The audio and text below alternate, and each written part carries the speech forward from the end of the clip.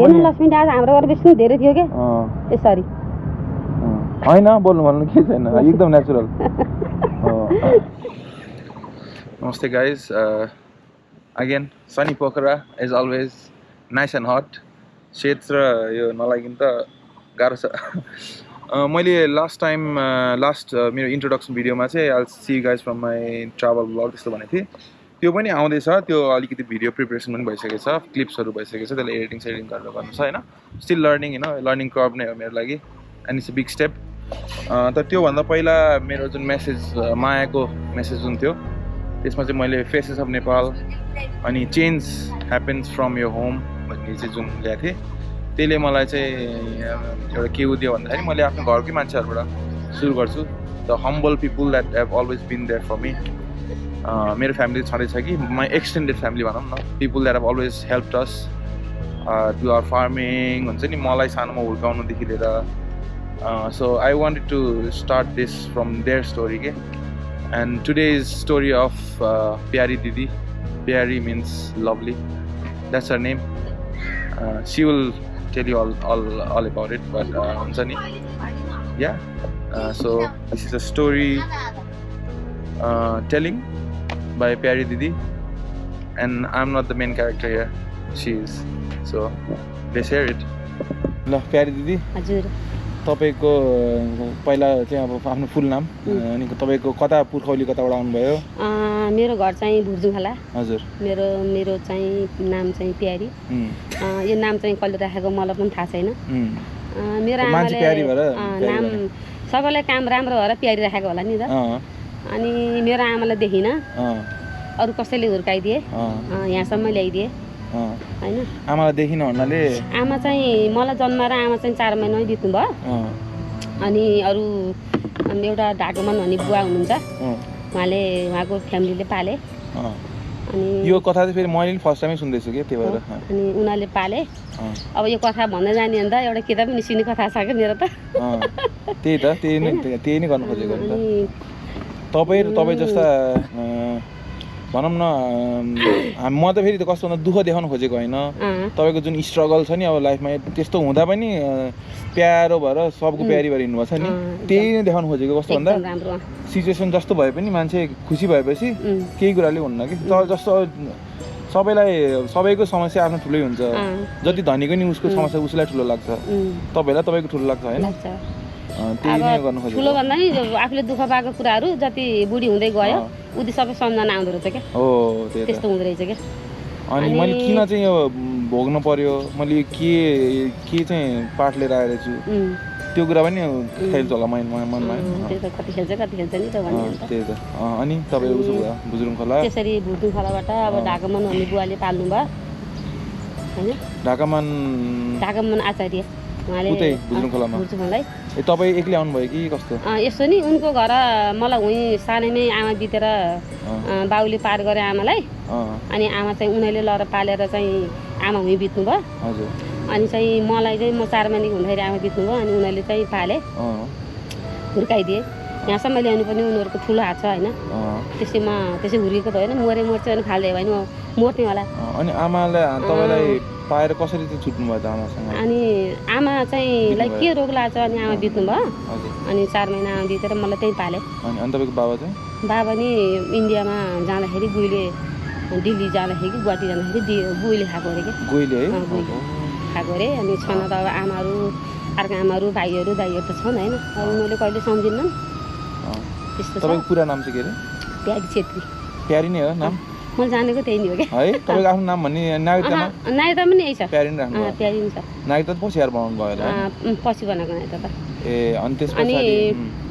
अनि त्यही ढाकुमनको घरमा हाम्रो बाजेले हलो जोत्थे तिनीको घर पनि त्यही तपाईँको मेरो ससुरा तपाईँको बाबाको बुढा ससुरा बाबाको बाबा तपाईँको बुढाको बाबा मेरो ससुरा त्यस्तो थिए अनि त्यही जोत्थे अनि त्यहाँ डल्ल यतिकै केटी भएपछि तेरो छोरालाई हुन्छ भनेर ढाकामुनले बिहा गराइदिएका अनि त्यो त बिहा गरेको धेरै पछिको कुरो हो यिनीहरू त पछि सानसानामा हाम्रो बाजे यति धनी थियो क्या पहिला त यहाँ गर्थ्यो उहीँसम्म जग्गा थियो कि बेचेर चाहिँ तपाईँको बाजेले त त्यो म सानो हुँदाखेरि त पुरा हेलिकप्टर चढेर हिँड्ने जस्तै अब हाम्रो बुढो चाहिँ हाम्रो कुसुम छ नि त्यत्रै बेलादेखिको त्यसरी चितवन गएर पान्छेमा जग्गा बेचेर अनि पोखराबाट चितवनमा जाँदा अनि पोखरा आउँथ्यो अरे त्यतिकै रमाइलो अब त्यहाँको मान्छेले तँलाई चाहिँ यहाँ फाप्दैन बेच्दै यो ठाउँमा अनि किन हाम्रो बुढोको त भाइ र बहिनी बितेका अनि विदेशी अनि यहाँ तँलाई यहाँ फाप्दैन बेचेर भन्छ सुकुम्बासीमा चितवनतिर पाइन्छ भनेर पठाएका अनि त्यो बेलामा जाँदा पोखरा आउँदाखेरि चितवन भरतपुर अनि पोखरा आउँदाखेरि पछि सिद्धियो अनि तपाईँको त्यस्तै घर सिद्धिहाल्यो त्यो त अनि तपाईँको बुढासँगको भेट अनि त्यसपछि हामीसँग त सानैदेखि जोडिनु भयो अनि कसरी हुनु पुग्यो त्यो सबै भन्नु अब बुढासित भेट त अब त्यहीँ अब हुन्छ यतिको तँलाई यो केटाले तँलाई पाल्छ ल बिहा गरेर लैजा कृष्ण हाम्रो बाजेलाई त जुठो घटी भन्थ्यो के अरे हजुर हजुर अनि लैजा तँलाई यति केटीले तँलाई गरी खान्छे तँलाई पाल्छे माया गर्छे भनेर त्यसरी बिहा गराइदिएको अनि घाँस गइयो 1 रुपियाँको सिँदुर ल्याएर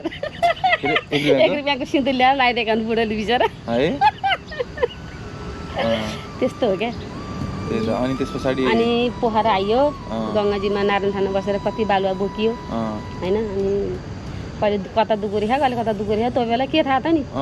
अनि यहाँ चाहिँ अनि खेमलाल अधिकारी खेमलाल त चिनेको के अरे होइन तपाईँलाई सज्जले पनि जे भयो नि हुन्छ नि हाँसी खुसी नै लिने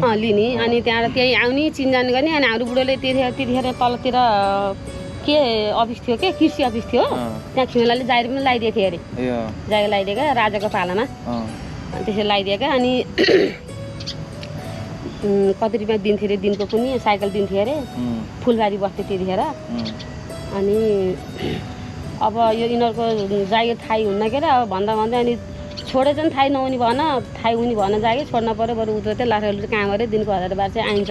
पैसा कमाइन्छ भनेर छोडे चाहिँ के अरे छोड्ने बित्तिकै थाहै भएछ त्यस्तो गर्छ अनि खेमलाल भिनजुकै नर्सरीमा काम गर्ने त्यहीँ बस्ने नर्सरीमा काम गर्नुहुन्थ्यो है बिहान बनाउँथ्यो नि त अनि तपाईँ चाहिँ म पनि तिनकै काममा जान्थेँ त्यहीँ काममा जान्थेँ त्यहीँ थियौँ अनि खेमलाल कहाँ काममा जाने त्यस्तो यसरी नै जिन्दगी बित्यो अनि तिमीहरूसित भेट भयो तिम्रो मम्मीसित मसँग म जन्मेकै थिएन होला तपाईँ तिमी जन्मेकै थिएनौ नि तिमी जन्मेको त अस्ति भर्खरै हो नि प्रतिमा दिदी यिनी आएको त मलाई याद छ ए तपाईँ आइसकेपछि बल्ल आउनु यिनी आएको मलाई याद छ यतिखेर यिनी आउँदाखेरि हामी चाहिँ कहाँ थियौँ भन्दाखेरि यो डाँडा थियौँ कि अनि हाम्रो यहाँ प्रतिमा दिदी पनि हुनुहुन्छ प्रतिमा दिदीको कथा पनि नेक्स्ट उसमा ल्याउँछु मैले जो हामी चाहिँ कस्तो भन्दा हम्बल बिगिनिङ भनौँ न हाम्रो पनि हुन त अब हजुरबा हजुरआमाहरू पहिलेदेखि रहिथाने अब नुहारे साउ भन्ने के अरे होइन जस्तो चाहिँ भयो नि हाम्रो आफ्नो फ्यामिली मम्मीको ऊ चाहिँ सबैलाई माया गर्नुपर्छ भन्ने त्यस्तो थियो नि त त्यो भएर चाहिँ सबै चाहिँ एट्र्याक्ट हुने कि जो आयो पनि हुन्छ नि बसौँ गरौँ सबैले गरेर गरौँ भन्ने होइन तर कस्तो भन्दा अब सबैको आफ्नो रोल त छ के अरे फ्यामिलीमा घरमा पनि होइन अब बुवाले कमाएर ल्याउने मम्मीले घरमा गर्ने अनि त्यसको साइडमा अब हेल्प अब तपाईँहरू सबैजनाको हेल्प भयो अनि फेरि खेतीपाती गर्ने एग्रिकल्चर सबैकोमा अब तपाईँहरूको काम गरिरहेको मान्छे होइन तपाईँहरू भएर नै सबै कुरा भयो नि त हामीलाई सपोर्ट होइन सबै गरियो नि कति गरियो नि मलाई तेल पनि लगाउनु घस्नु भयो अरे सानोमा होइन तिमीलाई तेल लगाएको यसरी खुट्टा राखेर यता मान्छे यत्रो थियो कि यो बाबु लागो अनि त्यस पछाडि त्यही भएर बलियो भयो बलियो त्यसपछि अनि यतातिर चिनियो मम्मीले आलेको घरमा काममा लगाइदिनु भयो आले कहाँको नलाउँथ्यो भने नि मेरो हाल कस्तो हुन्थ्यो होइन आले भनेको माथि नवीन दाइहरु त्यहाँ अब अमिकाले चिनियो त्यतिखेर भर्खरै सयुक्त जन्मी थिए अमिकाले चिनियो अनि अमिका भनेको चाहिँ मेरो मम्मी अनि आलेका नवीन दाइको गएर काममा लगाइदिनु तिनीहरूले यति गरे कि यति देखे कि है सिर्को र पाउसम्म सबै देखाउनु के तिनीहरू एकदम भगवान एकदम के त्यतिखेर फेरि हामी कहाँ बस्थ्यौँ भन न माथिपट्टि डाँडा बस्थ्यौँ के मैले थाहा छ त्यो मलाई याद छ त्यो माथि कति राम्रो लाग्थ्यो मलाई थाहा छ त्यहाँ बस्थ्यौँ कस्तो ठाउँमा थियो भन्दा जङ्गलको खोजमा यस्तो भिरमा भित्रपट्टि हैन त्यहाँ बसेको अनि मम्मीले एकदम राम्रो एकदम सेवा गर्नु हो क्या हामीले गर्न त मम्मीले अनि तपाईको अनि फर्स्ट तपाईको सवितालाई सेरे दाइ सेरे दाइ जन्मिनु भयो त्यसपछि सविता अनि बबिता तपाईको दुईटा छोरी एउटा छोरा हैन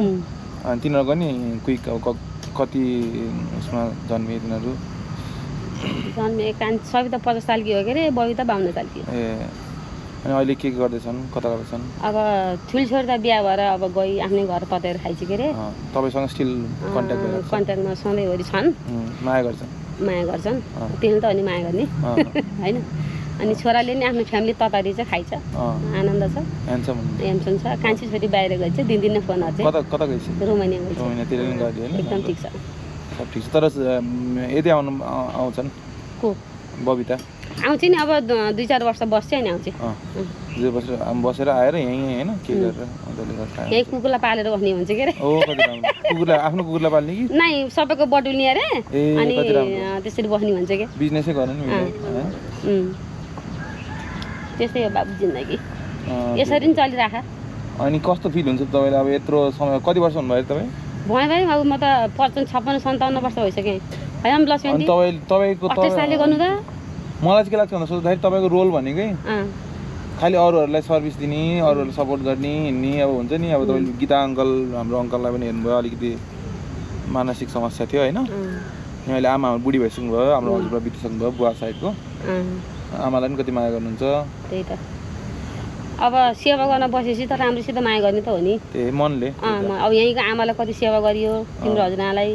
माथि गएर आमालाई पनि कति सेवा गरियो, हजुरबालाई पनि कति सेवा गरियो। त्यही त बुढाबुढीले सेवा गर्न लेखेको रहेछ क्या मलाई। त्यस्तो रहेछ तपाईँको। त्यही हो, खुसी त्यसले खुसी दिन्छ कि अब मैले दुःख पाएँ जस्तो लाग्छ कि? लाग्दैन, मलाई त साह्रै खुसी छु बाबु। बिहान बेलुका खाना पाएँ, मलाई केही चाहिएन क्या है। तपाईँलाई पैसा त्यो सम्पत्ति त्यो पनि भए हुन्थ्यो भन्ने छैन छैन है? भए पनि छोडेर जाने हो के अरे, आमाले के लानु हो र? मलाई चाहिँ यो कुरा चाहिँ एकदम लाग्छ कि अब जस्तै भएपछि पनि नहुने होइन, जति भए पनि नभएको नभए, बरु नहुँदा चाहिँ नहुँदा चाहिँ बरु ठिक नि भन्नु मिल्दैन, बेठी नि भन्नु मिल्दैन, नहुँदा चाहिँ सजिलो भयो कि भन्नुलाई होइन। भए त अब त्यही हिसाबले चलिन्थ्यो होला। छैन, आनन्द छ क्या, आनन्द छ। केही कटिरहनु परेन, केही तिर्नु परेन, एकदम आनन्द। अनि तपाईँ जहिले पनि खुसी देख्नुहुन्छ नि त। अनि फेरि यस्तो हुन्छ मान्छेको बानी भनेको चाहिँ अब जस्तो जे भयो नि यस्तै छ उस्तै छ त्यो कम्प्लेन गर्ने, त्यो भनेको मान्छेको ऊ हो कि सबैको त्यो बानी हो कि होइन। किन चिन्ता बिना त कोही बाँच्न सक्दैन। त्यो चिन्ता भएन भने फेरि खुसीको पनि महत्त्व हुन्न नि त होइन। अब पानी नै परेन भने त फेरि खेती हुँदैन। खेती भन्नाले त्यो पनि हो, सधैँभरि घामै घाम लाग्यो भने त तपाईँलाई त्यो घामको त महत्त्वै हुन्न नि त। यस्तै रहेछ नर्मल भन्ने हुन्छ, पानी परेपछि बल्ल ओहो घाम लाग्यो भने कति आनन्द हुन्छ भन्ने हुन्छ नि त। कन्ट्रास्ट के लाइफको। मौरी हाम्रो घरबाट आएको क्या आज। ए मौरीहरू सरेको हाम्रो घरबाट कति थियो फेरि यस्तो चराचुरुङ्गी यस्तोहरू यतै एट्र्याक्ट हुने कि। अनि मैले भन्नु खोजेको कि यहाँ कि अब जङ्गल सबै छ, मान्छेहरू पनि सबै अब यो एरियामा भनौँ न हाम्रो घरमा सबैजना माया गर्ने भएपछि सब कुरा एट्र्याक्ट हुने रहेछ कि होइन। अनि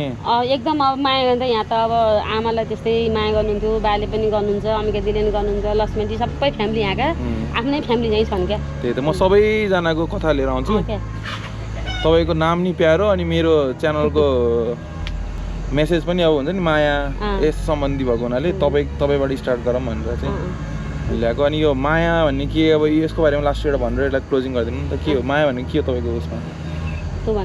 माया भनेको तपाईँलाई अब गर्लफ्रेन्ड बोयफ्रेन्डको माया हुन्छ, बुढाबुढीको माया हुन्छ, हजुरआमा नातिको माया हुन्छ, कुकुर र आफ्नो मान्छेको माया हुन्छ, जनावरसँग प्लान्ट होइन। अब तपाईँको रुखहरू समान लाग्छ कि कस्तो लाग्छ? सबैको माया लाग्छ कि है, समान एउटै। यसलाई यस्तो यो थोरै माया त्यसलाई धेरै माया भने आउँदैन, सबैलाई बराबरी माया लाग्छ कि। आफ्नो फ्यामिली आफ्नो सोर्सेस किन नहोस् होइन। अनि तपाईँको अब घर गार्डनमा अब रुखहरू छन् होइन, अब तिनीहरूलाई अब तपाईँले पानी हाल्नुहुन्छ होइन, त्यो चाहिँ के कसरी माया लाएर? त्यो पनि माया लाएर हो नि त, उनीहरूले खाना पर्यो, पानी पाए राम्रो हुन्छ, नहाले सुक्छ हुन्छ। माया युनिभर्सल एक रहेछ, हरेक कुराको त्यस्तो हो क्या। खुसी लाग्यो।